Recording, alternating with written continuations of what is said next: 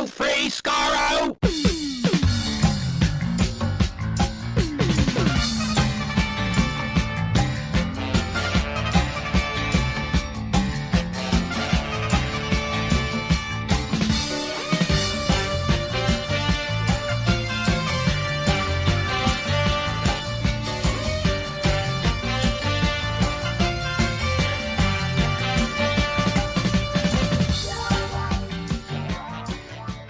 Hello, everyone. Welcome to Radio Free Skaro, episode number 811. I am Stephen in Edmonton.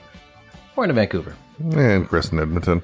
For those that don't know, we are a Doctor Who podcast. We come from Canada. Canada, home of one of the highest vaccination rates in the world, home of a just-announced federal election to conclude on September 20th, and indeed, home of a Doctor Who podcast that has been going for, as of this very day, August 15th, 2021, for 15 years. Ridiculous. Absolutely ridiculous. Also home of Sidney Newman.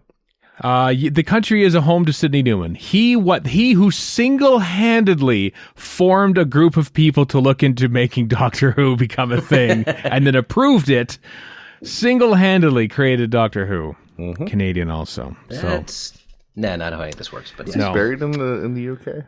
No, he's buried in Toronto. His funeral, I have said this on the podcast, but since our 811 of these episodes, you might not have heard the first time or the 18th time that I said it, but no, he died on October 30th or 31st, 1999, and his funeral was in Toronto, and I remember at the time thinking... 1997, apparently. 97. And I thought, man, I almost owe it to myself to go to this man's funeral. He is responsible for a lot. He produced some of the earliest versions of Hockey Night in Canada, and then of course, single-handedly 100% created, wrote, and starred in Doctor Who. Starring Sidney Newman as the Doctor. Yeah, and I never... As Doctor Who. Doctor Who, yes. I never went to his, because I still haven't been to Toronto proper. It's been like... I'm just trying to imagine you showing up at the funeral. Excuse me, sir, who are you? Which family are you with? Well, yeah. Well, you can go anywhere. Funerals, you don't have to be invited to a funeral. Yeah, there's no pomp or decorum to a funeral. You just wander in. It's probably like a t-shirt and flip-flops. It's not like a wedding. You don't have to bring a gift. You just go to the funeral. A big foam hand says number one. That would go really well. You pay your respects to the man, Anyway, speaking of paying respects, or the opposite therein, we're doing a Fluid Links today for our 15th anniversary. 15, folks. A lot of podcasts have come and gone in the 15 years, probably because they were smarter than us. They decided, let's call time on this. But here we are. So just for this special anniversary edition, we have brought back all three of the original hosts. And yes, from last week. From last week. Technically, we should have Chris join in about 1/15 through. Exactly. Stephen, you're exactly the kind of person that would do that. So don't. No, I probably wouldn't know. So anyway, Fluid Links, questions and comments submitted by you, the listener, and read out by us in random order, and answered and dispensed without solving a single thing. That is the nature of the game. That's what's happening. Functionally useless. Very much so. But what we start off with, hey, let's talk about some Doctor Who news, because Doctor Who is in the news. They are currently, I believe, about to or are shooting the BBC 100th anniversary special, which is airing probably in October of 2022 to coincide with the 100th anniversary of the BBC, which also was started by Sidney Newman. Not many people know that. 100 years ago in 1922. But we have some information.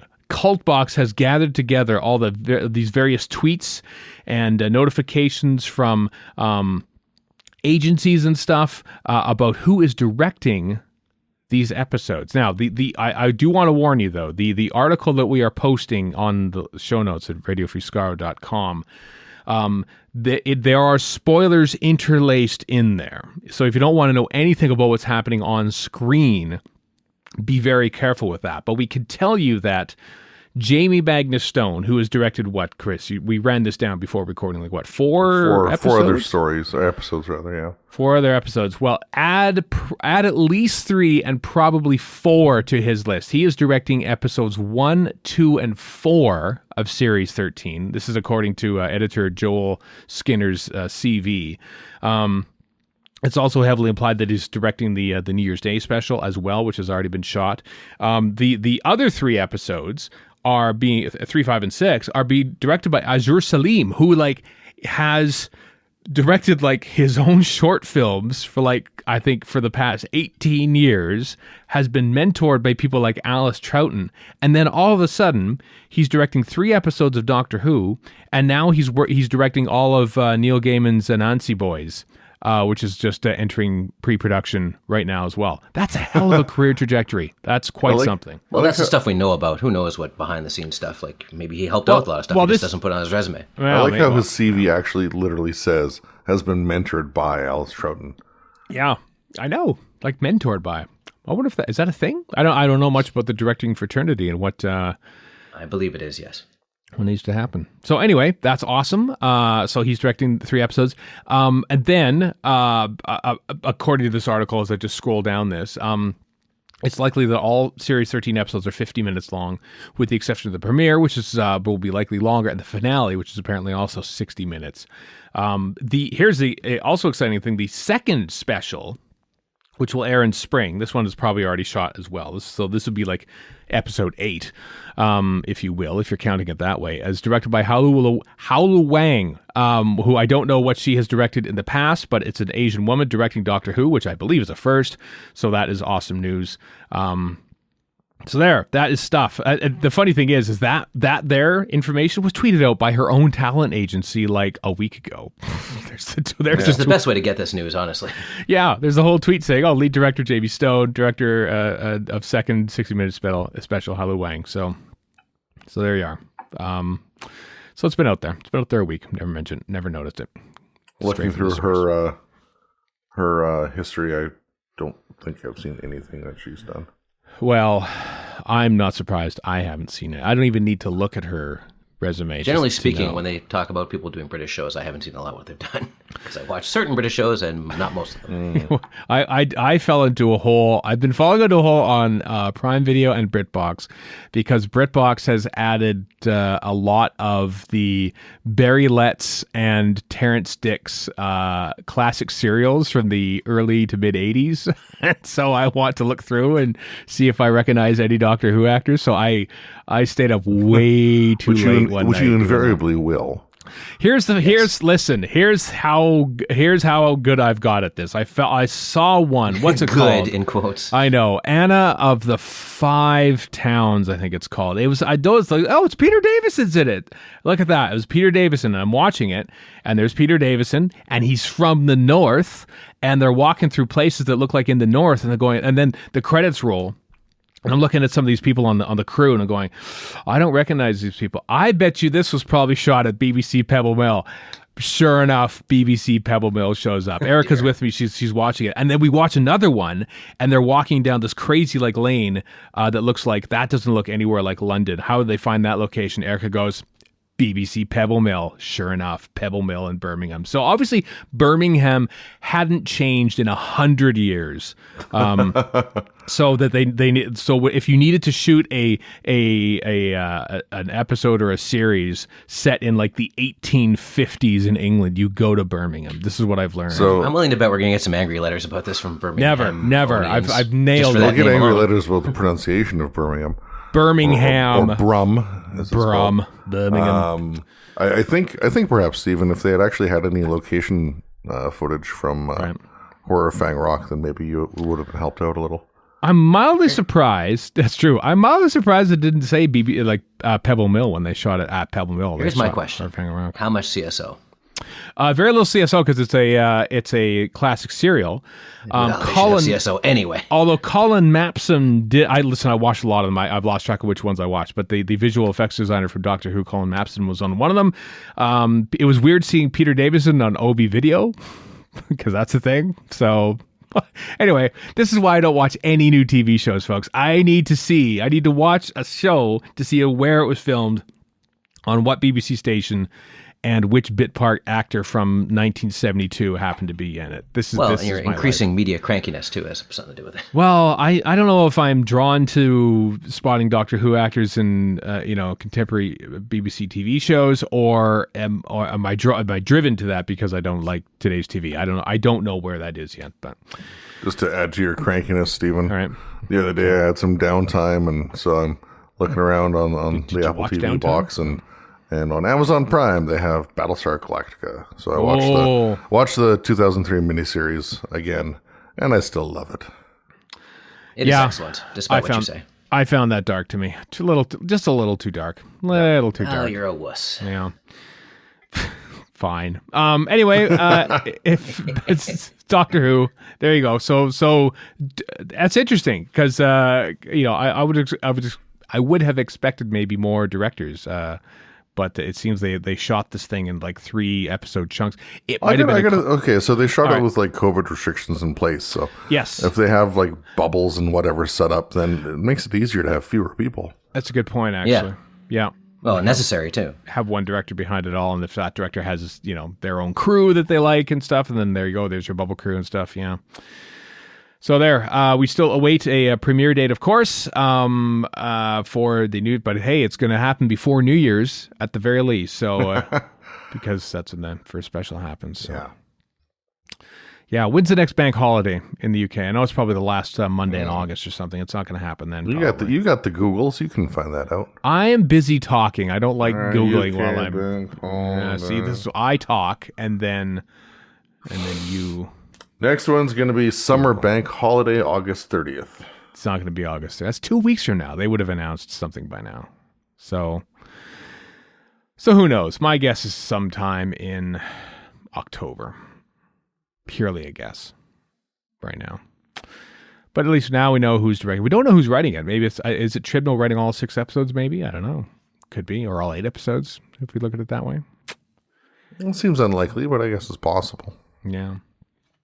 Have either of you been checking out this ARG, which stands for, as I learned, Alternate Reality Game? Doctor Who. I am terrible at those. No, I'm awful too. Doctor Who.tv/mystery. An update has been found, because the first message that they post, that if you watch the trailer and notice that at the bottom of the Doctor Who Returns later this year, at the very bottom in very faint writing, it says /mystery, and so you add mystery, and there's the website, and it says, welcome to a mystery across space and time, work together to solve the hidden clues. That first D is capitalized, and reveal the password below, find the Doctor. It says it begins 13/13/13. What could that mean? That's not a date. Well, August 13th was the day that a second clue apparently dropped, and it was like this little voicemail from Yaz to Doctor Who herself.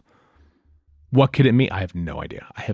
I only wait for people to decipher these. Exactly. I'm waiting for the internet to figure this one out. So maybe now that I look at this, maybe if August 13th was the first clue, does the second clue drop on September 13th and the third on October 13th? Oh, maybe. Which means maybe actually series 13 begins like in late October, maybe. Or November 13th. Or November 23rd. That would be too late, because you got to go right to New Year's Day special. So. Oh, I know. It's all November complete 13th would ridiculous not speculation. be too late, though. No, November 13th. You can do it. Well, that'd be right pretty close. 13th, 20th, 27th. You could do it with the 23rd as well, because you have 23rd, 30th, and then 4 in December. And then 4. But we don't even know what day of the week this is going to air, do we? No, we don't. 13th, November 13th is a Saturday, everyone. Just saying. Does Doctor Who go back to Saturdays? Yes, does Doctor Who go back to Saturdays? Does that what that's burying the lead there, Mr. November Game. 23rd is a Tuesday, so that seems unlikely. That's not going to work. 13, 20. This is us doing math on air. November 3rd. Would Doctor Who go back to Saturdays for this last run? Probably not. It'll be on a Tuesday night. We'll all be completely flummoxed by it. But anyway, if you want to try and decipher clues, good luck to you. Tweet them out, because we have no patience or inclination to solve this puzzle. We just like it when it's solved. I think I speak for us pretty accurately on that, right? Yeah, well, that's very accurate. Sure. Okay. The Radio Times put together a poll. They asked their readers and listeners, consumers, who should be the next Doctor Who out of a list of people that they put on there. And Michael Sheen won it for being the most recognizable actor on that list, and therefore getting 20% of the list. That is the only reason. I love the sub headline. The Good Omens and Prodigal Son star fought off strong competition. like he had any involvement personally in this. None whatsoever. Personally campaigned to be this. It's funny. If only we selected new Doctors Who by poll. That would be hilarious. God, no. Or bookies. Yeah, we would have never had Matt Smith. Matt Smith would have never been thought of as Doctor. I don't know if it's a good thing or a bad thing that 9 of the 10 names on the list I know. Alexander Vlahos is the only one I don't know. It's just because they keep trotting these names out. Alexander Vlahos, I know, does some Big Finish stuff. He did a Big Finish original. I can't remember the name of it though, but it's like he was on that. So I've heard that name there. Colin Morgan, I only watched. Erica was watching that Channel 4 show, Humans. He played Mordred on Merlin. Okay. He was in Morgan. He was in that. He was in Midnight. Andrew Scott, of course, is the hot priest from Fleabag and Moriarty. Joe Martin, of course. Here's how much any of this matters, though. It doesn't. No, none. Oh God, not at all. None. Ollie Alexander even went on radio and says, "No, I'm not Doctor Who." He says, "Okay, so like take him out of the running. Like he's not going to be Doctor." I'd also like to point out that remember about maybe a year ago now, everybody was convinced that Jodie was leaving for no particularly good reason, and then when it actually happens and Chibnall leaves, it's just out of nowhere. Like all these rumor mills amount to nothing, and then when it actually happens, nobody had a clue. No, it's interesting, isn't it? Yeah. So, yeah, my guess is Michael Sheen probably won't be the next Doctor Who. I think it's unlikely. Yeah, he would make a good Doctor Who, but he's got he's as a busy man. I'm sure he's got other stuff to do. Very busy man. It's tough. I mean, we were talking about Jodie Whittaker being Doctor Who. Like she's been the Doctor for 5 years. By the time she's done her reign, even when you're not shooting Doctor Who, you are Doctor Who. You are still like the head of the flagship, so to speak. That's a hell of a lot to ask of an actor to say. Here you go. Commit half a decade to this role. And pretty much do nothing else. And I don't know if by the way, it's exhausting. It's exhausting. It's also a hell of a spotlight. God, look, David Tennant's career has gone on after Doctor Who, and probably because of Doctor Who, he's had the career that he's had. But it's a hell of a lot of commitment to get there. And I wouldn't doubt that Tennant's career was also helped by him leaving Doctor Who. Not spending forever as the Doctor. Yeah, exactly. Taking the time to move on and find other stuff. Just the right amount of time, exactly. And I'm sure Jodie Whittaker's career will be much the same. Yeah, and so I don't know if Michael Sheen says, "Yeah, I'm at the point of my life where I think I want to devote half a decade to being a doctor or something like that." Plus, he's another middle-aged white guy. I'm just saying, we've had a few of those. We've had a few of those. 52 apparently right now. 52 years old. And of course, having appeared in Doctor Who before is completely disallowed from appeared. His voice is there. Yeah. But he's everyone he's also pretty famous. Peter Capaldi is about the most famous Doctor to go into the role. I think. Am I wrong about that? I think so. Or Peter Davison was at the time a little famous. Well, actually, Jodie Whittaker. From Broadchurch alone. That's true too. Yeah, but I think Capaldi is far and away the best known person to go into the role. I think. I think so. Eccleston was respected, but not necessarily famous. David Tennant was at the beginning of his career, more or less. Apart from, McGann had Withnell and I. That's true. McGann had Withnell and I, but one thing. But Capaldi had a whole 25 ton years of stuff. A bunch of stuff to go on. So plus all his musical background as well. Well, sure. Well, he didn't really. Sure, his punk band from the 70s. But he was Malcolm Tucker, of course. So yeah. No, the Malcolm Tucker thing was definitely a big thing before. Yeah, a big thing. So anyway, if you want to see the results of the Radio Times poll, there it is. It links in the show notes, radioforskar.com. For what it's worth, it'll be something probably entirely different than that. Unless, of course, the next showrunners go, Michael Sheen, eh? Radio Times. I'm going to let them tell me what to do. The new showrunner, Mr. Unimaginative IQ dullard. I had to laugh. By the way, I don't know if the new showrunner has been chosen, by the way. I've just... No idea. Where's that poll? Huh? Radio Times? Where is that poll? I did find it amusing that how someone, maybe even Ian Levine, said, JMS, J. Michael Straczynski, ex of Babylon 5 25 years ago, should be the next showrunner of Doctor Who. And then he sort of said, he quote tweeted it and sort of, that's amusing. And then like a couple days later, he's going, maybe that should be right. Does anybody know the address to the BBC? Like, he basically quote tweets out, does anybody know how to get in touch with them? Like, maybe make that not public. The thing is, this is Straczynski, like, okay, I'm not the world's biggest fan of Babylon 5, but the fact that he wrote it all, like, it's an accomplishment. It's a hell of an accomplishment to have done that, whether I like it or not. But does he really need to do this stage in his life? No, I just found it amusing that, like, hey, wow, I have no idea how to get in contact with the BBC. I should totally be the next showrunner of Doctor Who. That was probably tongue-in-cheek as well, I'm pretty sure. I don't know if it was.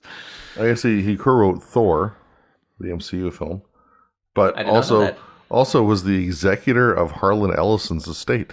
Whoa! Yeah. I think they were good friends. I would assume so. I would hope so if he's the executor, yeah. Neither guarantees you the job of Doctor Who showrunner, but... Also, he's got a book called Becoming a Writer, Staying a Writer, which I bought, which is excellent. I highly recommend it. J. Michael Straczynski. It's the last thing he's written, actually, in 20 years, ironically enough. It isn't. Let's take a break from some Series 13 news, such as it is, and take the briefest of dips into the time lash. What happened this week in history in Doctor Who, which is still we're still in the summer lulls when it comes to broadcast stuff. Episodes 2 of The Reign of Terror aired in 1964 on August 15th, and then August 17th, 1968. Just as you're gearing up for the Mexico City Summer Olympics, you could have watched The Dominators Part 2 as well. Those seem like things that go together, yes. Right? Why wouldn't that? Why wouldn't you want to do that?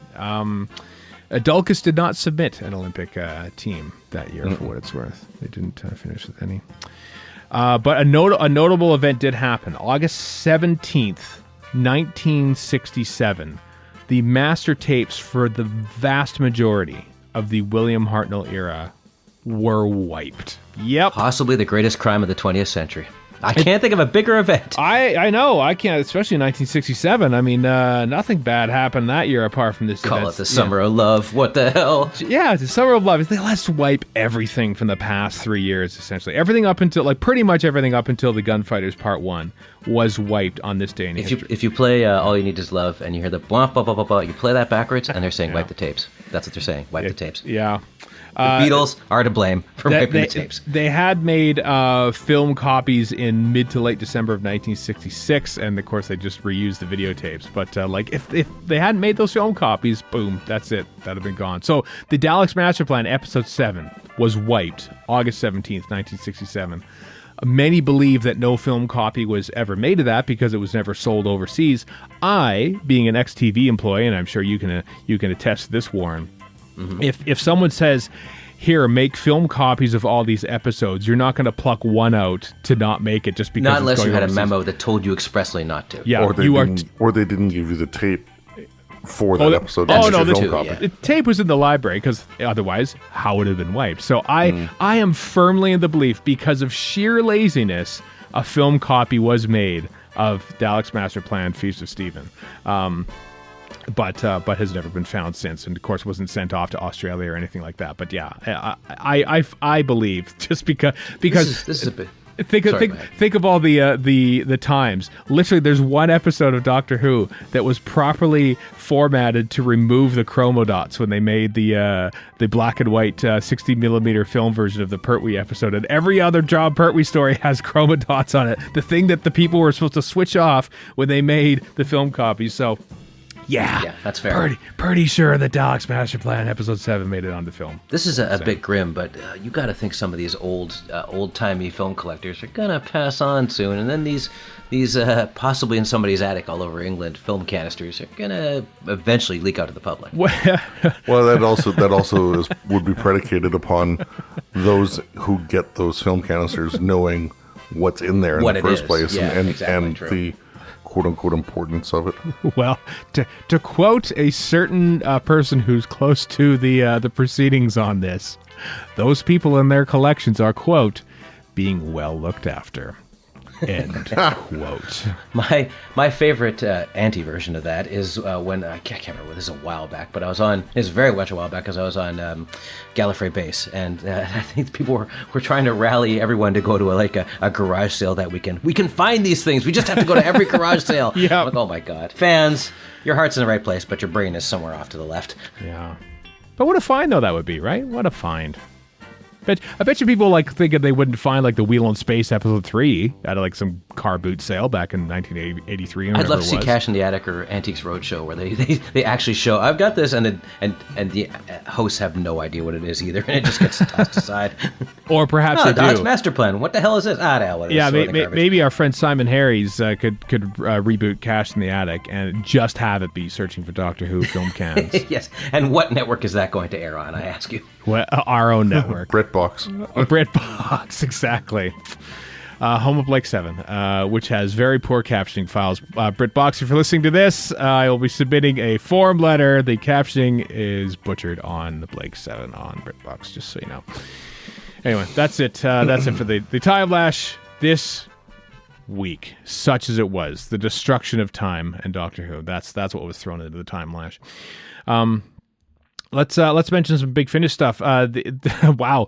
2 Fourth Doctor Lost Stories audio adventures are coming out March of 2023. These are the original versions of Genesis the Daleks, aka Genesis of Terror. And then the other one is, because Return of the Cybermen was the other one. The other one is Doctor Who and the Ark, which is the original version written by John Lucarotti of the Ark, and what became the Ark in Space. So both of the original versions, the first drafts, essentially, they shouldn't call them lost stories. They should be like Doctor Who first drafts. They'll be come out in 2020. I mean, they could use that as a name for the series altogether. Sure. Yeah. Doctor Who first. And then you said in the past as well, when Lucarotti was commissioned to write Ark in Space, he went so far as to give individual episode titles. Yeah, because he didn't know that things had changed since he last wrote for the show for the Massacre. He thought, you don't do individual episode titles anymore, huh? Oh, color. Wow. All right, fine by me. Scratches out his notes and says in color. Shoot this in color, please. Script notes. John Lucarotti. Anyway, you can pre-order these 2 ones starring Tom Baker. If you can pre-order them, it means they've already been recorded, which means we will have Tom Baker stories for years.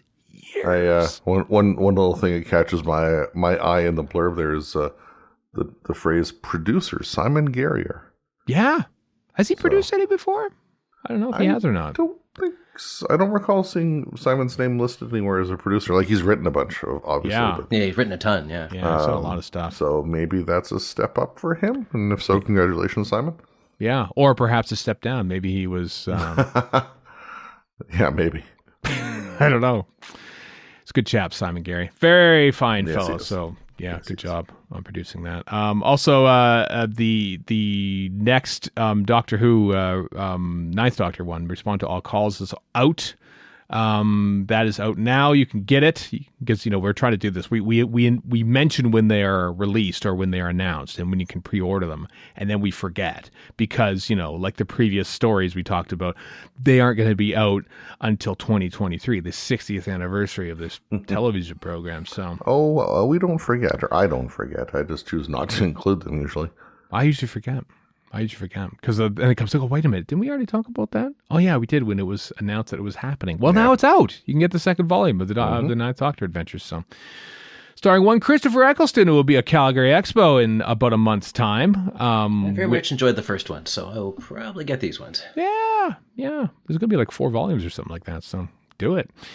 And then Big Finish put out a neat little video about how they've basically kept things going throughout the pandemic and the many different locations around the world that they have recorded, which I was surprised by. I didn't realize so many people were recording in so many different places, like Canada, Michelle Gomez was recording her Missy bits when she was probably doing Sabrina, I think, in something Vancouver? for the CW, one would think. Sabrina. This is a CW town, my friend. Yeah.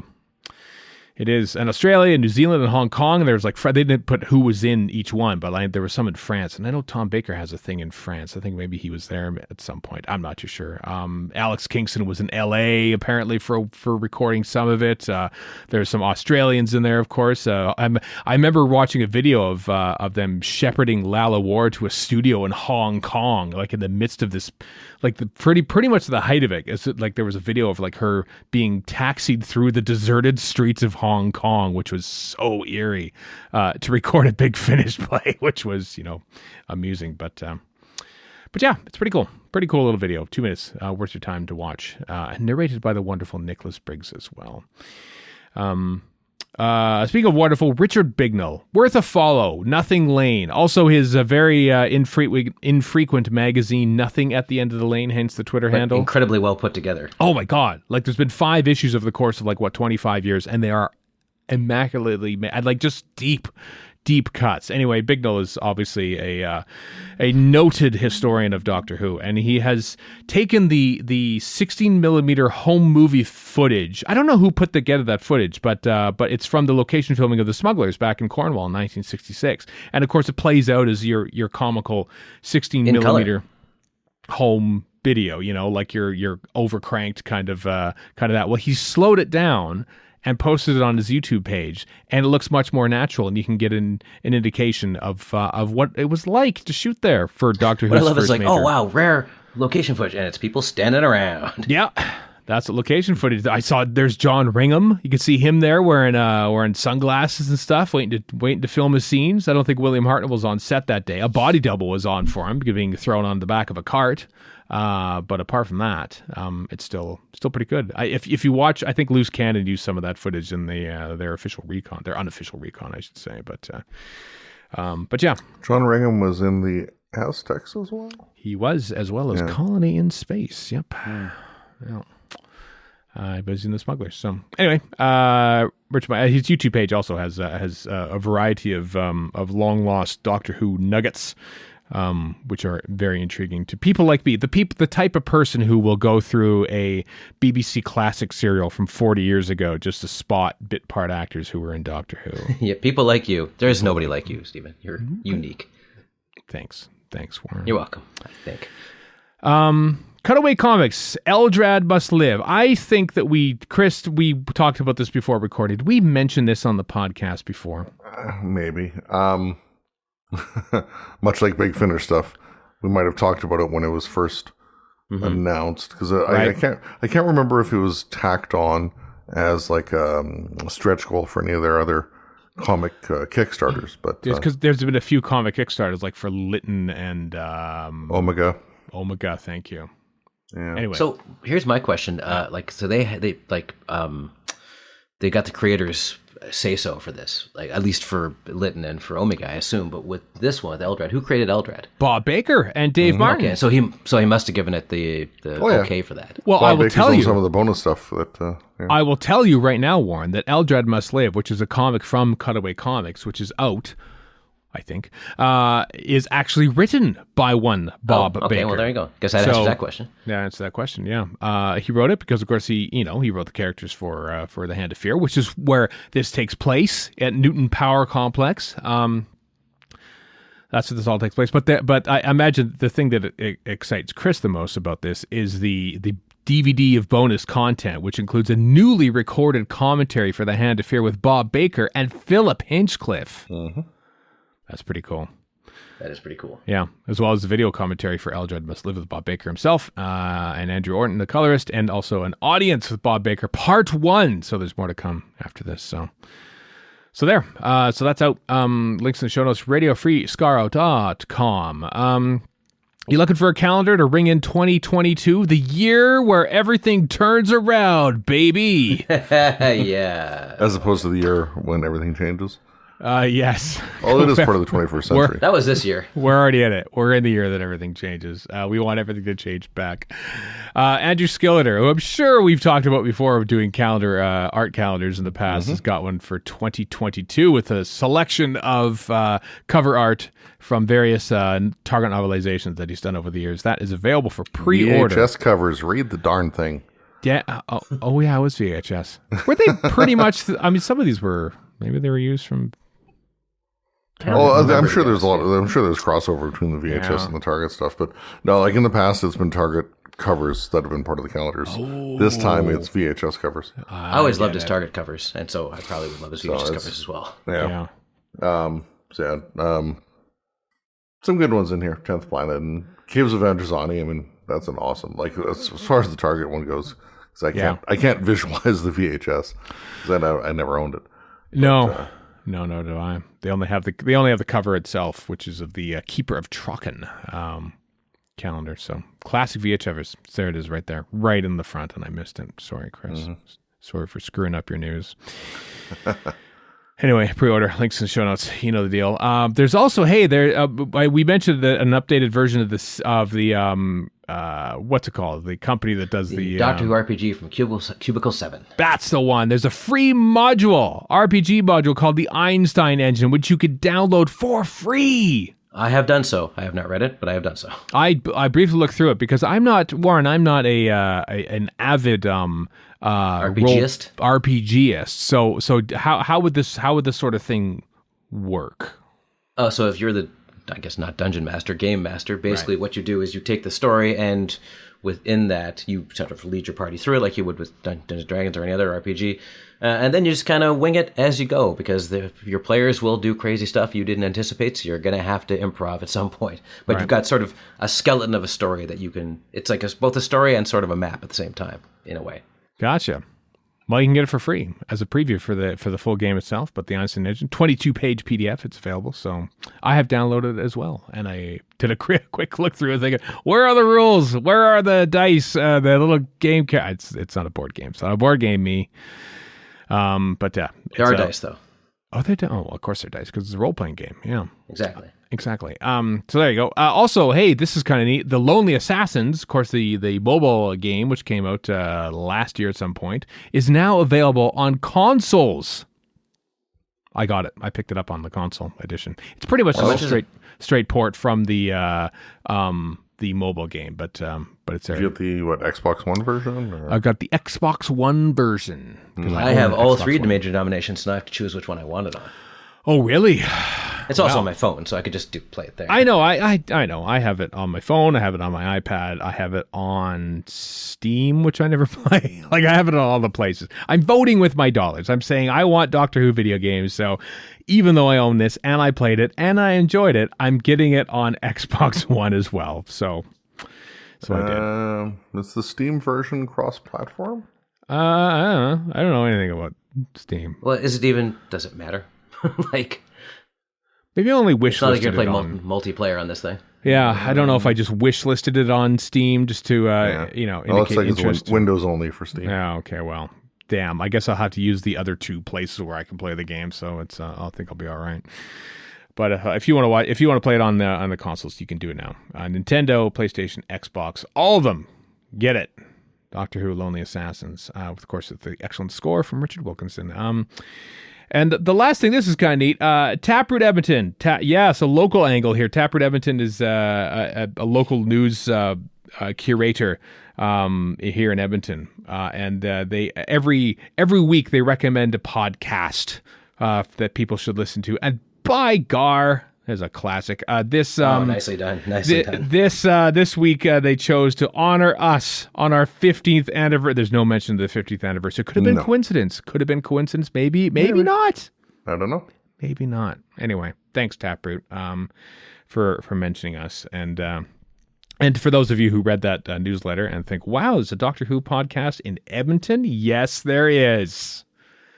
And this is it. There's multiple in fact. There are at least, Doctor Hooch is still on indefinite hiatus. But I mean, there's like, us and Verity and the crossover efforts like Lazy Doctor Who. And That's true. Yeah, the Verity Free Skaro effort. I know what you mean. Yeah.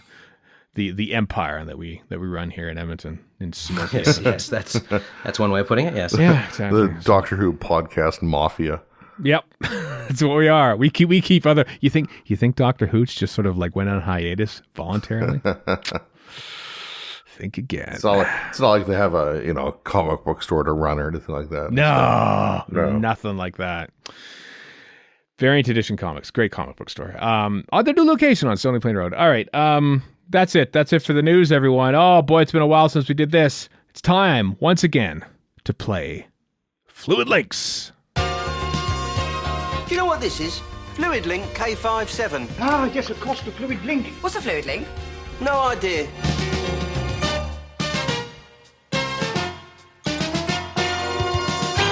Yep, Fluid Links. We did one of these in February. I noticed. I know last. Was that the last time? Yeah, it was the last time we did it. Yeah. Okay. Late February, but this is the 50th anniversary, so all bets are off, everyone. We do it again. Fluid Links. Listener questions and comments submitted by you on Twitter to us, randomly drawn, and answered, deliberated, and discarded here on this podcast right here. So here we go. First, Fluid Link. The question comes from Rude Velvet. If one of you was unavailable, God forbid, which actor from Doctor Who would you cast as each other in this RFS anniversary special? Think along the lines of Richard Hurndall and David Bradley appearing as the first Doctor. So someone from Doctor Who, Okay, go on. Yeah, I'm going to take this and add an extra condition, which comes to mind. I don't know if it came to mind for you guys. I think we have to each of us pick names for the other two, not for ourselves. That's a good one. Okay. Although I have an idea for myself, but okay. All right. Alive or dead? Like alive or dead. So it was any Doctor Who actor, did it say?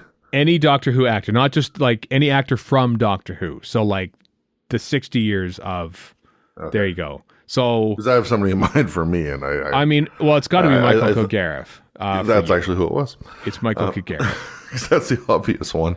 The part of Chris Burgess will you play? Although actually a hat tip too, maybe I think I would cast Christopher Burgess from Enemy of the World, Terror of the Autons, Planet of the Spiders. Actually, confuse everyone. That would be my guess. Playing the part of Christopher Burgess will be played by Christopher Burgess. That's my and because there was no Stephen Shapansky or Warren Fry in Doctor Who, none. It's a unique choice. Yeah, I think I have an idea who's going to play Warren. But Warren, who did you think you would play for yourself? Oh, the name escapes me at the moment. Nardole, but I can't remember the actor's name. Matt Lucas. Oh, wow. Thank you, Matt Lucas. Yes. I was... Go on, Chris. I was going to...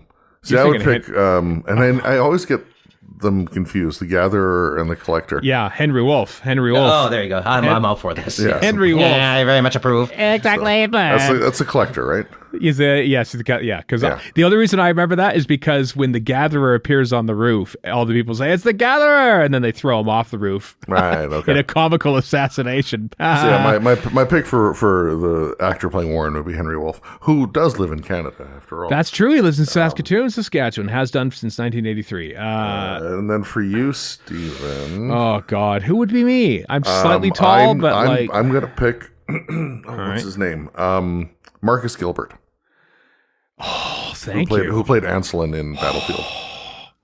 He was hot. Wow. Is there something you wanted to tell me over the years, Chris? Is this why you're... Well, then. Nope. Well. He just comes to mind because, it's fairly skinny and fairly tall. And Anselin. So I'm being played by Anselin. The debate. He's nowhere near as. I don't think Marcus Gilbert's anywhere near as tall as you are because you're 6'4". Whatever. The debate floor is closed. I am accepting no more discussion on this. Those are my picks at any rate for you two. So somebody else go next. I can't think of how that would be topped. Quite frankly, I will go next. All right, if that's okay. Yeah. For you, Stephen, in a modern undead twist, it'll be Maurice Colburn. He is tall. He is about my height. And he's also dead. But let's assume he's alive. It doesn't matter if they're dead. And he shows up, and he's much older, and they're like, "Who is this guy?" He's also the Doctor. That's the big twist. And for Chris, David Banks as the Cyber Controller. David Banks. Oh, so basically, Chris is going to be a Cyberman at some point. Yeah, he's in the outfit. David Banks played the Doctor as well. Thank you very much. Get me out of this outfit. That's true. Wow. I'm sorry. I'm Anselin. That's this is. I don't. I mean, Turn yourself in the mirror there. You gotta pick there, Stephen. Did you want to just say Henry Wolf as well? I was totally going to go Henry Wolf. I'm trying to think what other small bald no offense, Warren, bald actor. Bald is fine. The small part I'm a little miffed about. I tell you what. Where's the little fellow? You know who was going to be? It was sort of bald and it sort of went bald. I mean, he had a little more hair than you did, but had a keen interest in CSO and production stuff. I am selecting 1970s Barry Letts to be your double. Sounds good. I'll take that. You could also go. What's his face who played Drax? I think would make a good choice. Oh my God, Barry Jackson! You are Barry Jackson. I'm totally on that train Barry as well. Jackson as Drax as you. So like, why are you in a Cockney accent? Warren was from Vancouver. Nope. I'm doing these, Governor. I'm doing these. Say no. That's that. There we go. Barry Jackson, of course, famous as George Ballard on Midsummer Murders as well. It's tough to get past the Kilgariff mandate for you, Chris. But there have been taller people. Actually, yeah. Well, how tall was like Stephen Thorne, for example? Stephen Thorne, well, we stood next to him. He was about my height. He had shrunken by then. Well, he was like 20 feet high as Azal from the Demons. Yeah. I'm actually going to choose the silent model who was clearly standing on a stool in Romana's regeneration scene from Destiny of the Daleks. Okay. She's going to be actually. When you started saying that, I thought you were going to say like, what's his face, who was the main guy for the Silence.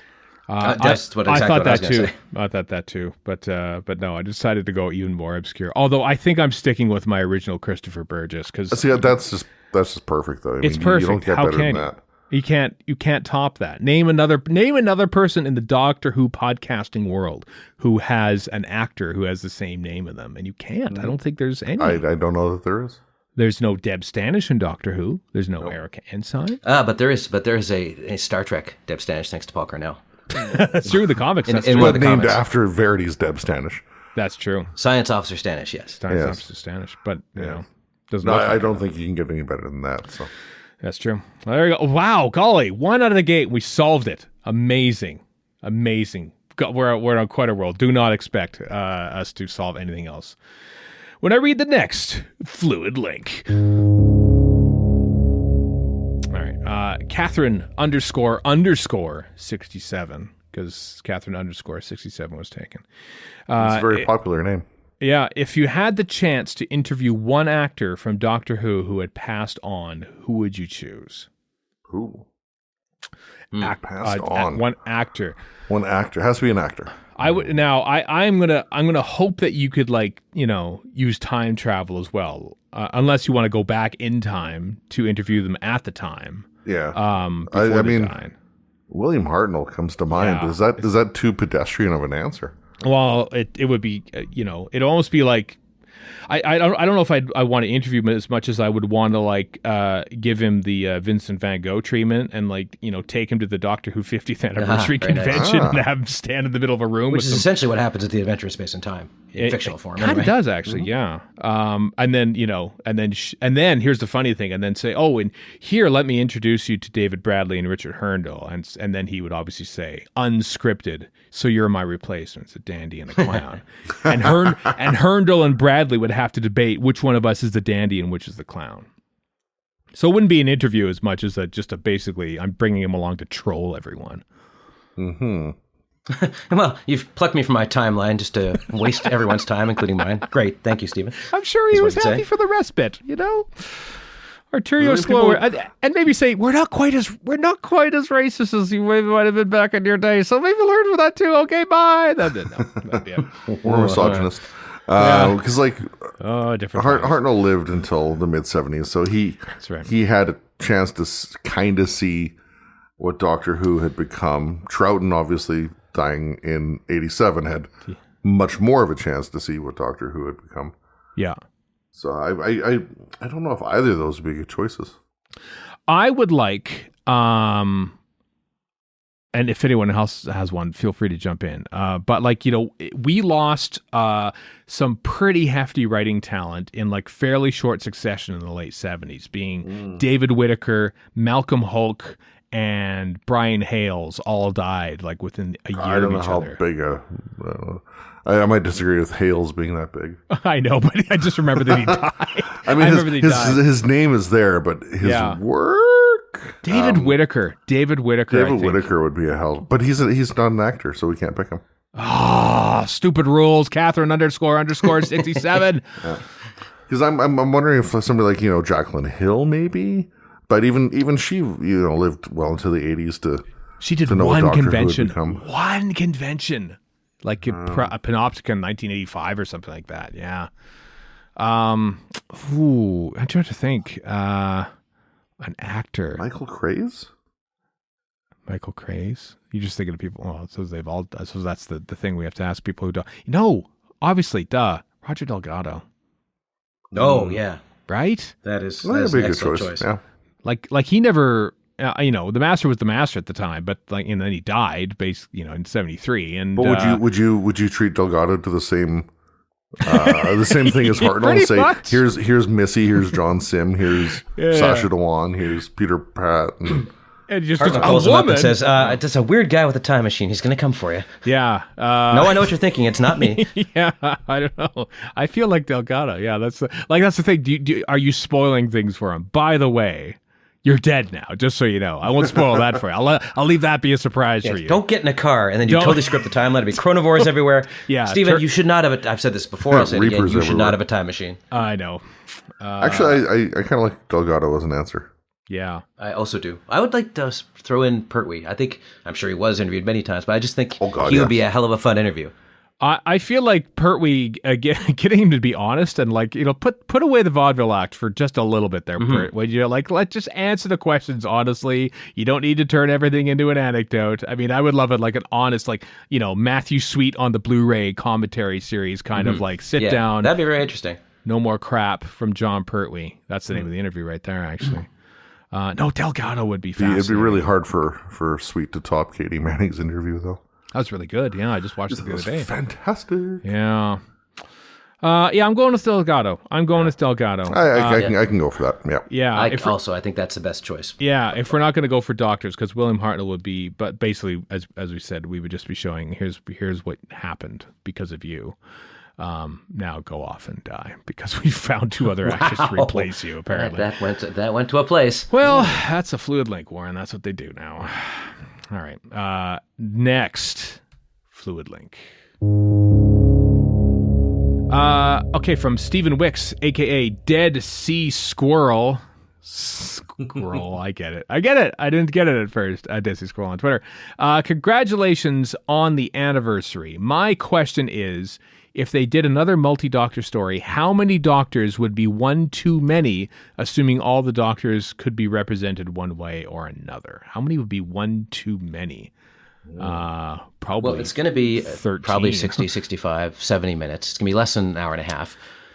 You want to sneak in cameos, but yeah, I think the quote-unquote standard of 3 of them is the way to go. I think 2. I think there's one other. There's a thing like 5 doctors where there were 4 actual doctors. Yeah, I suppose that's probably one too many. And probably, let's face it, there were 3 doctors because one of them was played by Richard Hurndall, wasn't a doctor. So you look at the doctor. 3.5 doctors. 3, yeah, the doctor was there, just not the actor. Yeah, I know. And also, Peter Davison didn't have much to do at all. He was the doctor. Yeah, that's true. Which is fine because, let the other one shine. He's got his time in the spotlight. Yeah, I've still got a job after this, is what he's telling everyone else. True, although David Tennant, I remember him saying at Day of the Doctor that this is Matt Smith's show now. I'm just going to do what I can to help him out. Yeah. Mm-hmm. And even Tennant was hesitant to come back for multi-doctor stories. Mm-hmm. Well, they had nobody at one point. Yeah. I would love for Matt Smith and Jodie's doctor to be in that one. I agree, yes.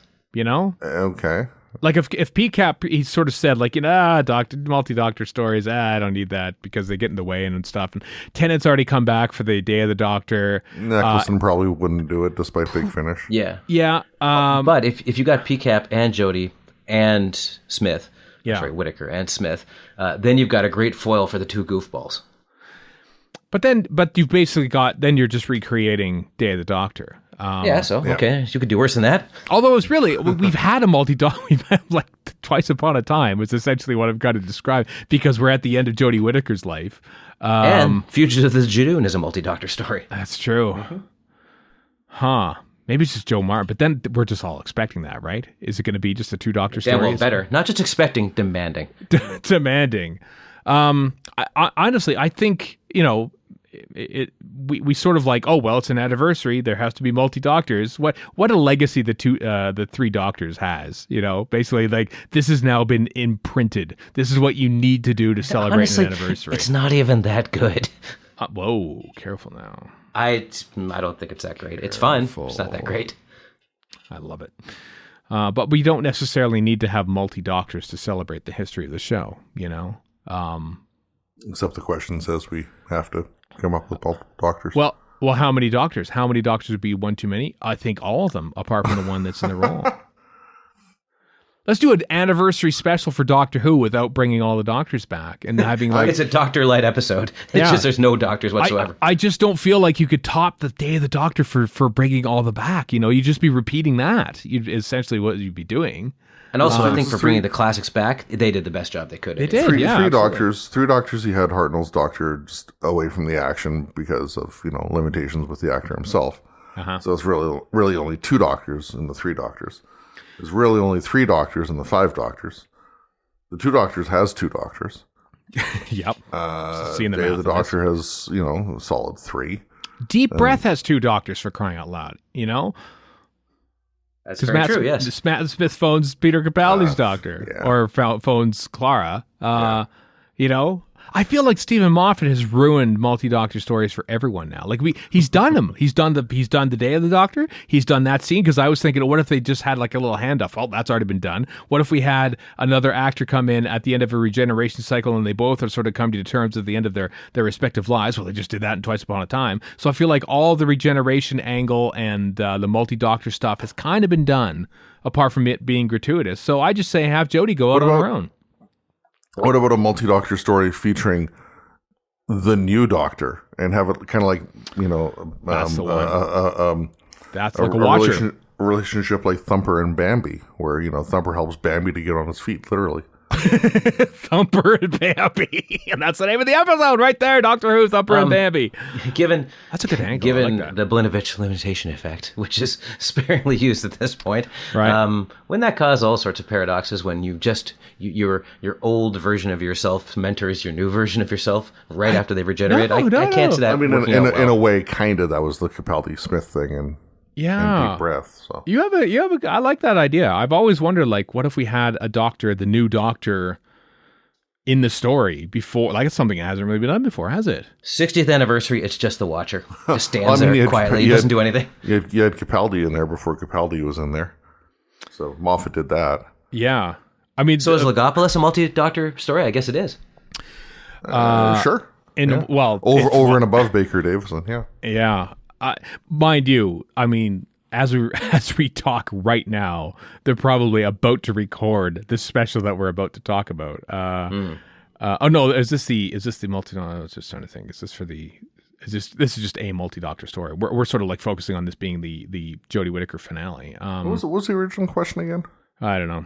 My question is, if they multi-doctor something.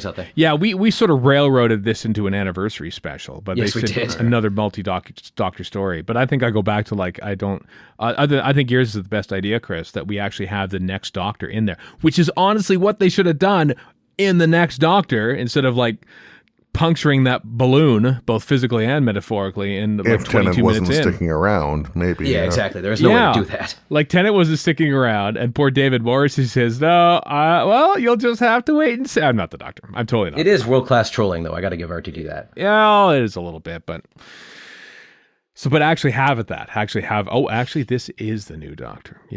That'd be kind of cool. But you'd know that going in. Or would you? So the next the only Doctor in the next multi-Doctor story would be the next Doctor. Is that right? Sure. Yeah. Yes. Okay. Good. Solved another one. Making history here on this edition of Fluid Links. Here's the next Fluid Link.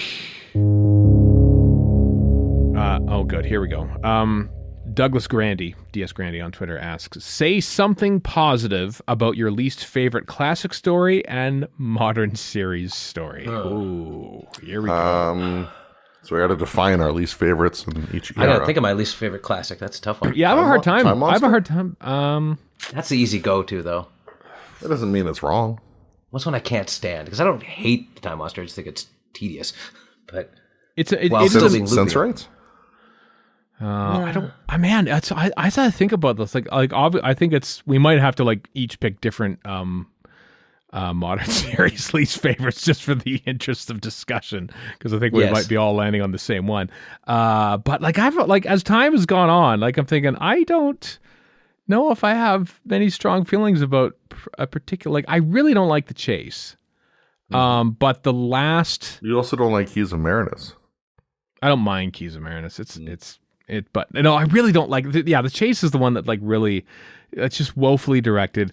It's so we'll run start around. there. Say something nice about the chase. Oh, the last bit, the departure. Oh my God, the last 15 minutes of The Chase is amazing. When Ian and Barbara depart, and yes, I shall miss them. God damn, Hartnell is just amazing in that. And then the London 1965, the last 15 minutes of The Chase redeems the entirety of the 6 weeks that preceded it. So that's the problem with these shows. There's always something in them that's good. Problem or one would call it a perk. Yeah. Yeah. Problem for this purpose of this question. Yeah. So that's mine. That's The Chase. What about you two? I'm having a hell of a time thinking of a classic one. I'm going to say, because we've already hashed out modern series to death, I won't even bother with that one. I'll say Fear Her is better the second. It's not good, but it's better having watched it separated from everything else. Is that your least favorite, or is Yeah. the one that should not be named your least favorite? No, I'd say I like Fear Her even less, because Fear Her just makes me go, oh, I'm so tired. Whereas End of Time, sorry, I said it, obviously, moratorium's over on that one, has bits that are great, surrounded by garbage. So That's no such thing exists for Fear Her. It's So just do you have a classic No. counterpart?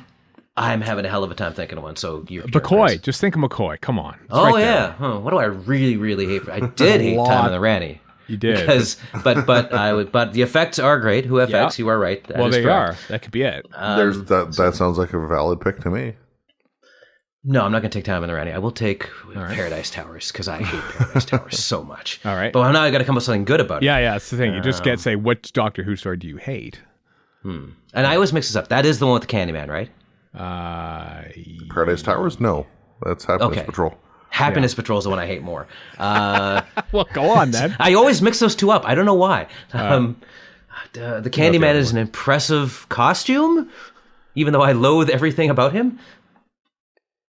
All right. That's glowing praise. Did you say modern series, or are you... Yeah, You said Fear Her. Fear yeah. Her. Okay, Fear. Okay, Chris, what about you? I haven't selected a modern series, I realize. Yeah. But, My answers, my legitimate answers, are too obvious. yeah. I'm going to go with them anyway, just because Yeah. that's how I feel. Well, of So course. Time Monster, and of course the Daisy is Daisy scene is pretty damn good. It's very good. And then End of Time, and there's a few good scenes in there, as Warren had alluded to, and the Doctor and Bernard Cribbins, Wilf. Yeah. I even like half of them visiting that scene. past companions. The cafe scene. The one scene that existed in the original version that kept through into the final version. So Also, on the spaceship, his talk with Bernard Cribbins is great, too. with the gun, Palestine, 1948. Yeah, that's all excellent. And I also like when he visits Sarah Jane, and when he visits, I can't remember her name, the granddaughter of the woman he fell in love with in Father's Day. Those are great, Jessica surrounded by Hines nonsense. is, yeah. Yeah, the ending. Yeah, Saving Luke from getting hit by a car. You know what? The golly, this is I'll choose a different one then, because I'm actually I could easily point to two things that I like about the End of Time, amidst all the other stuff, which I really hate. The stuff I don't like is so low on my list of likes that it's easy to find stuff to hate about the end of time. But there are 2 shining moments in it. But I tell you, and I'm having to think on my feet on this one, I can think of very little to recommend for the Rings of Akaton. I really don't like that story at all. That's definitely one of your bugbears, yeah. But I will say that I like the costumes on it and the creature effects, part of which were sort of helped and administered to by our friends Meta and Brian. So exactly. So there we go. That's mine. Good work, our friends. Just Meta, though. Yeah, good work on that story, doing creature effects, which looked very good on an episode I really, truly did not like. They both worked on it, Chris. They both took the course. Both did. Did they both? Yeah. Yep. Oh, okay. They did. Yeah, don't try and cheat Brian out of a credit here. 4 or 5 people. And then you picked the chase. Okay. Yeah, pick the chase. So look at that. We did. We did it. We got there. Yeah. All right. Well, next fluid link. Listener Joe, Doctor Who Joe on Twitter says, what Canadian historical event would make the best setting for a Doctor Who episode? Oh. October surprise. Or not surprise. October crisis. October crisis? October crisis. Look it up. October 1970. There's a hostage situation in Quebec. That's a good one. It'd be a very grim one. It'd be a grim one, but it'd be an interesting backdrop. I can't think of anything that wouldn't be grim. Like, first thing that comes to my mind is Red River. Oh, yeah, Louis Riel. Yeah, seeing Louis Riel in a Doctor Who would be kind of cool. Honestly, Canada's really come to grips with its colonial past as of late, and so anything to do with the mistreatment of indigenous populations, man, I tell you, the Ochre crisis from 1990 has really turned around in my eyes over the past few years now. Ochre would be a really good one too. Yeah, I saw that as much different in my youth, not knowing anything about the situation, but I sure look at it differently now. But maybe that might be a little too heavy for even Doctor Who to handle. Would. Which means we have the last spike of the railroad. Last spike of the railroad. You could delve into all sorts of social stuff there, and also it's just an interesting historical. I think we go back to one of the first colonial aspects of Canada history. Maybe we look at the first settlement from the Vikings in the year 1000 on the tip of Newfoundland. That settlement there. Why did they leave? Right? Newfoundland. That's true. Settlers. I have 2, one of which is a total pander to Stephen. It was yes, it was because of the Newfoundlanders and Labradorians. No, it was aliens. Oh, see, it was aliens. There's aliens going on there. Aliens drove out the Vikings. Yes, that's exactly what happened. How about something with like St. Pierre and Miquelon? That's in France. That technically does not count. I know, but that's just it. Like, why are there these 2 little islands off the coast of Newfoundland that are property of France? And have you seen the map? It looks like they're like one is like a drip dropping from the other island. It's so weird. It's almost unnatural. Like that's a Point Roberts situation, is what that is. I think a spaceship. I think it's a spaceship that has crashed somewhere in the Bay of Fundy. Anyway, Warren, what was your yes? Your Expo 67 would make a great backdrop. Oh, Montreal, yeah. And Montreal just generally would be a great backdrop. And also, this is a complete pander to you, but the Russia-Canada hockey series. I was going to say, it's got to have hockey, right? Doctor Who, oh, no. You know what? Oh, I don't know. I don't know if I would be looking. Listen, I watched The Death of Stalin, which is a funny movie. I enjoyed it. I enjoyed it more the second time around.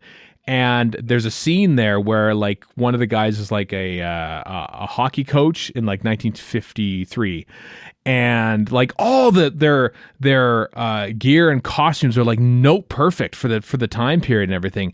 And then they're shooting a puck into a net, and the net is like a modern hockey net. And I says, "I'm out. You just lost me on this." And I'm thinking a British production of a Doctor Who of a hockey game would just like, oh my god, I'd be like, you got to hire me as continuity advisor. You have to hire me as continuity advisor. All your red flags went up for this. Every single like, one of them. You cannot do that. Like, okay, doing the story of Rosa Parks on a British show, British time travel show is one thing, but getting the hockey nets right, oh dear, this is another matter altogether. So do we want to steer dark or steer happier?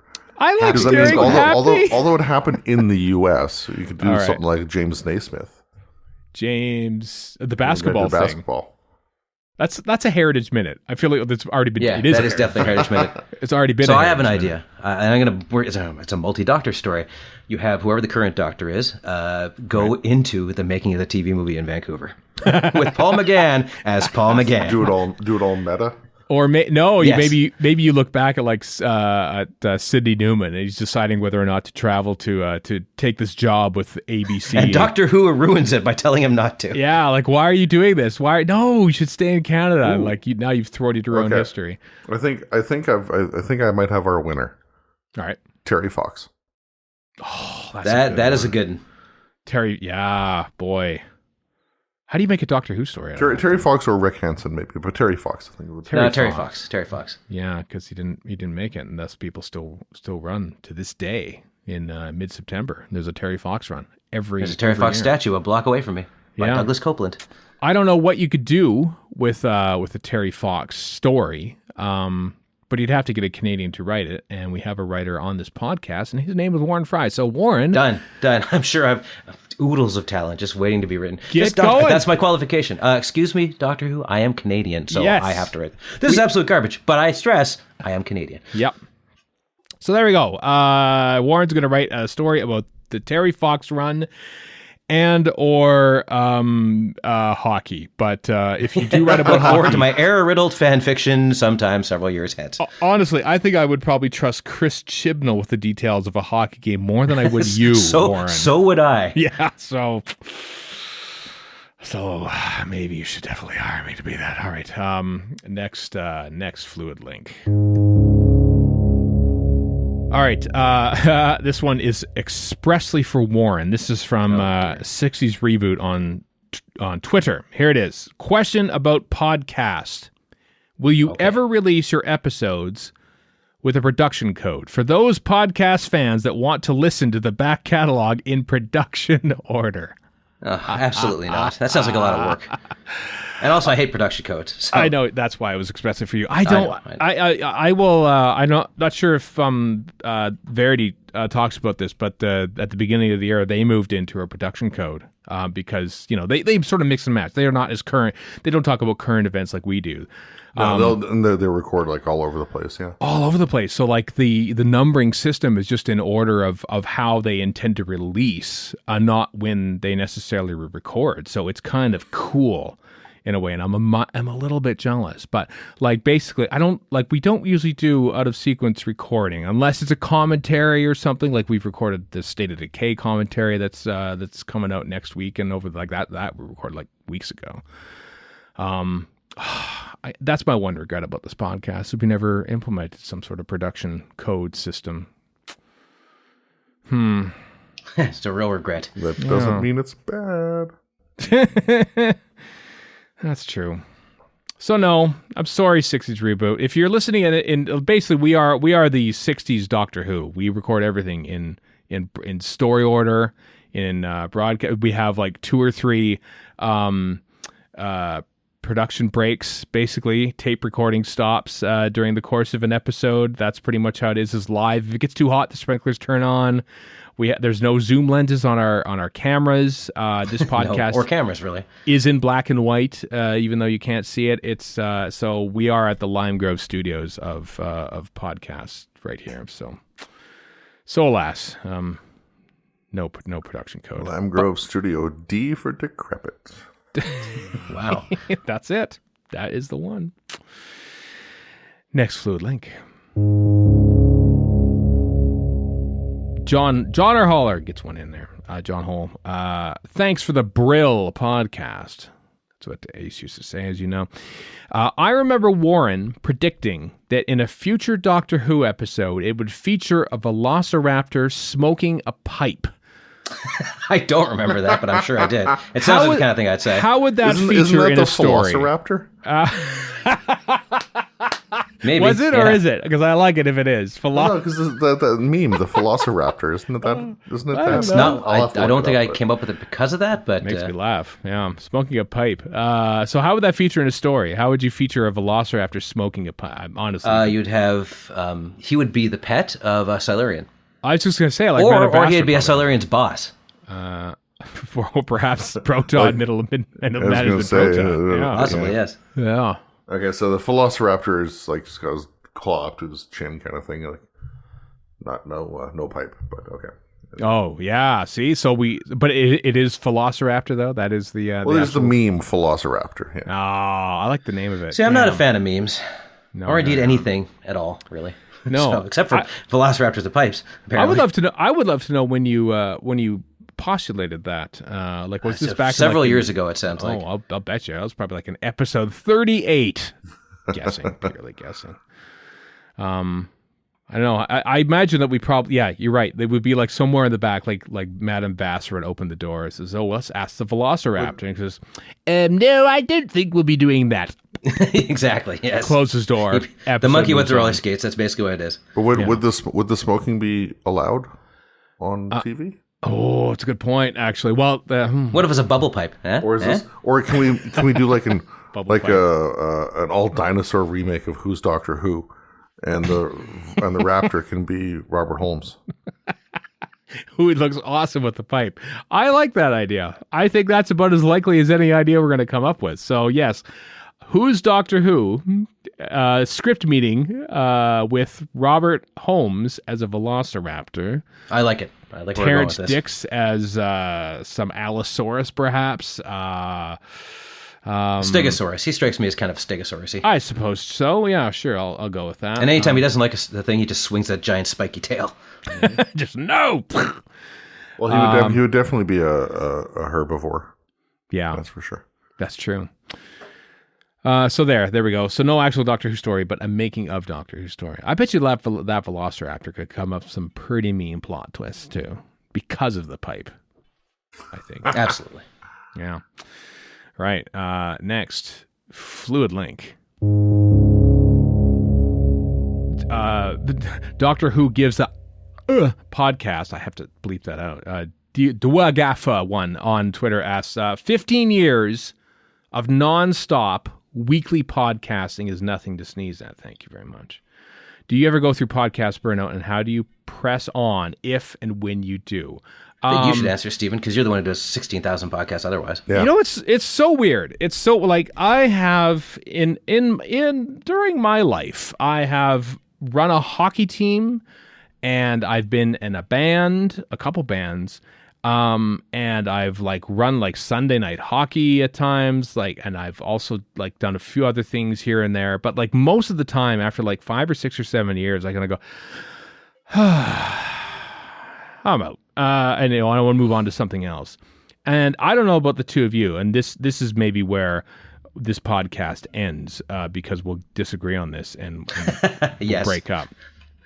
But it's so weird. After 15 years, I do not get tired of doing this podcast. I don't know if that's me enjoying it, which I legitimately do, or if I don't know what life is like before I had this podcast. What do you two think?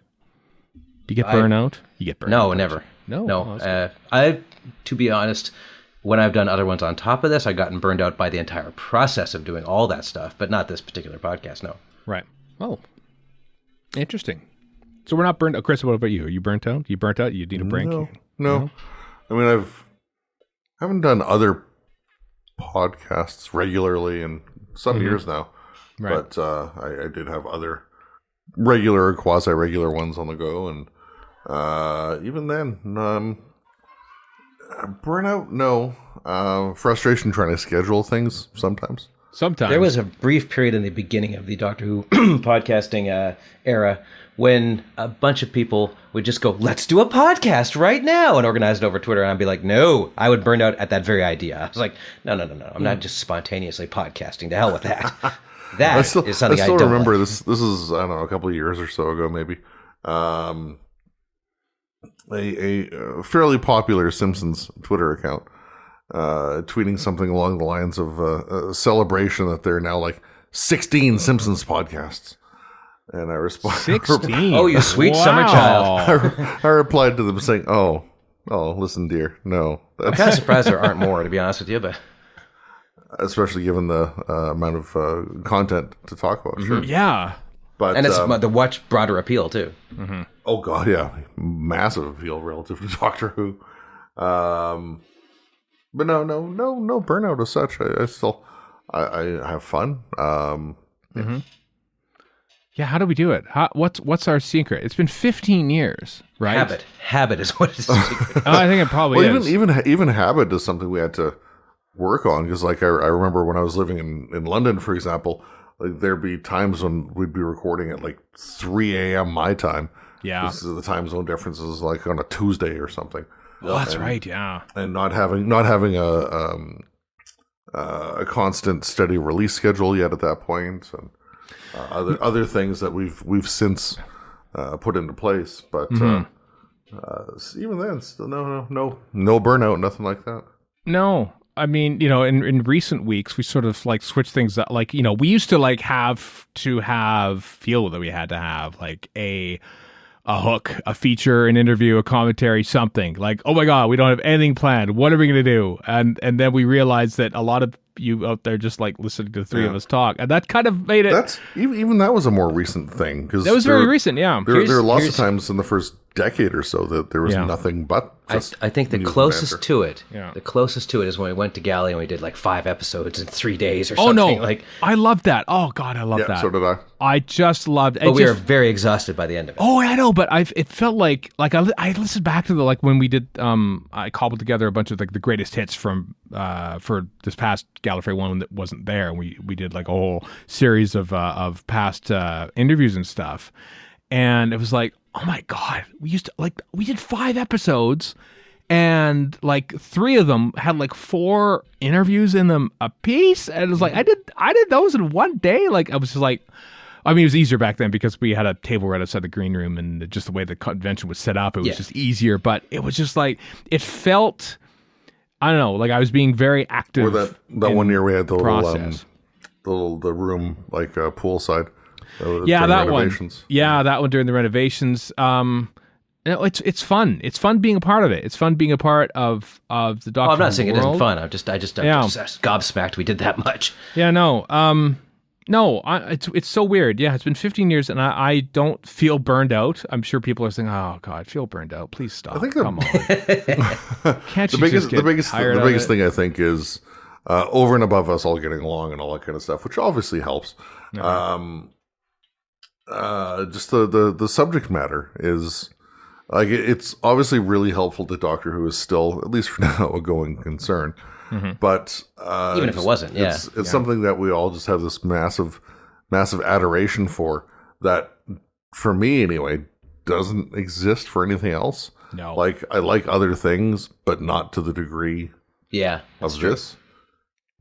Yeah, Plus, is also something that we all have like lots of just deep seated knowledge about, so we can sit here and thanks to marinating it for 40 odd years, and sit and talk about Henry Wolfe or something like that, and all have a perspective on that because it's something that's just ingrained in us. Yeah, it's fun. It's fun talking about your favorite TV show for 15 years straight, and however many years more. So no, as long as you have fun doing it, as long as you are, I think we're also quite positive about the show in general. Which annoys some people, I'm sure. Eras. I agree. I think we've mellowed out a little bit in some ways. Yeah. We were annoyed at. I mean, Chris didn't like the RTD era at the time a lot. I think you still don't like it, but you've mellowed on that. But we generally like Doctor Who. It's easy to do a podcast for 15 years about a show that you generally like. If you don't like it, it's tougher. We're sort of the one constant. I mean, we're going to bid farewell to Chris Chibnall and Jodie Whittaker. We started this podcast just after David Tennant's first year as Doctor Who. Yeah. We have outlived doctors. We have outlived showrunners. Multiples of each. Because we kind of accept the fact that the show changes, and the odd thing is that the one thing that hasn't changed over the past 15 years is like this podcast. You are listening to the 3 hosts that have done this podcast, apart from various guest hosts from time to time, and Chris joining a year after we started the podcast. You know, the one constant is this podcast, which is kind of fun in a way. You know, the more things stay the same, the more things change, or vice versa. But it's been fun. And it's been fun talking about this, everyone, on Fluid Links.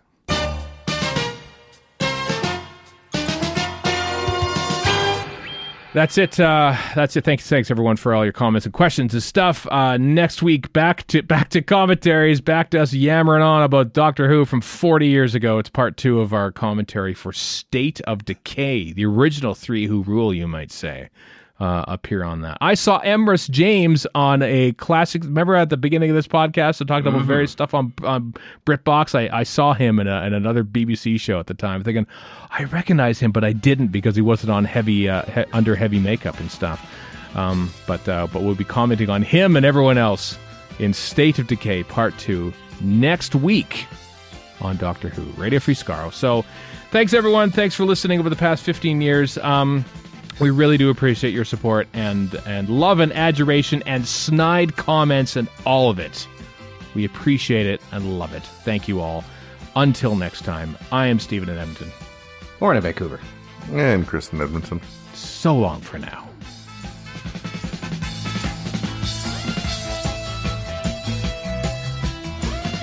You've been listening to Radio Free Skaro. Find us online at radiofreeskaro.com. Follow us on Twitter and Tumblr at Radio Free Skaro. Subscribe to us on iTunes and donate to the show at patreon.com/Radio Free Skaro. Thank you.